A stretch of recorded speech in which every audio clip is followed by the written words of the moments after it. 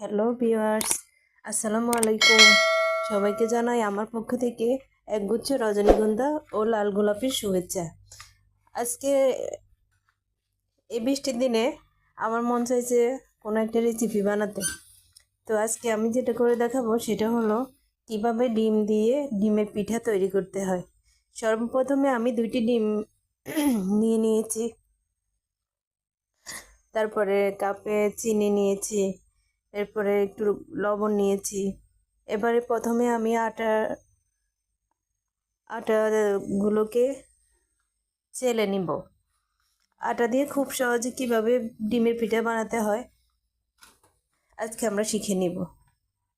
আটাগুলোকে চেলে নিয়েছি, এবারে ডিম দুটোকে ফেটে নিব।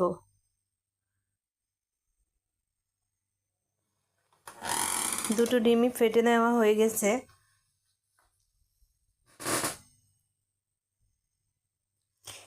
এবার দুটো ডিমকে ফেটে মিক্স করে নিতে হবে। এবার আমি চিনি দিয়েছি, লবণ দিয়েছি, সবগুলো উপকরণ একসঙ্গে মিক্স করে নিব।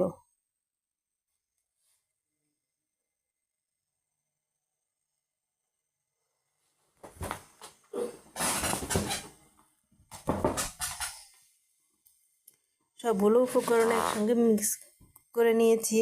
এবারে এটার সাথে আটা দিয়ে দিয়েছি।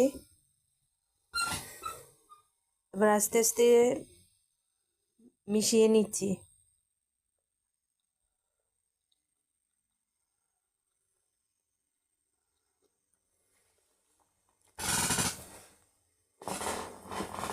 মিশা হয়ে গেছে। এবার আমি একটা প্যানে একটা কড়াইতে তেল দিয়ে দিয়েছি।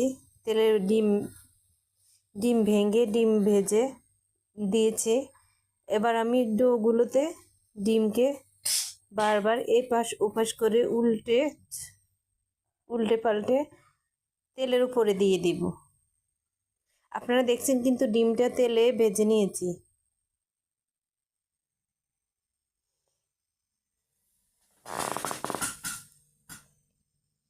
এবারে ওই পিঠ উল্টে দিব।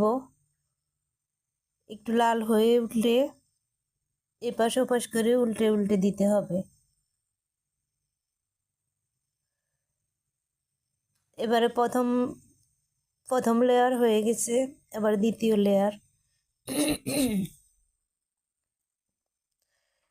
আবার দিয়ে দিয়েছি, আবার তুলে ফেলছি।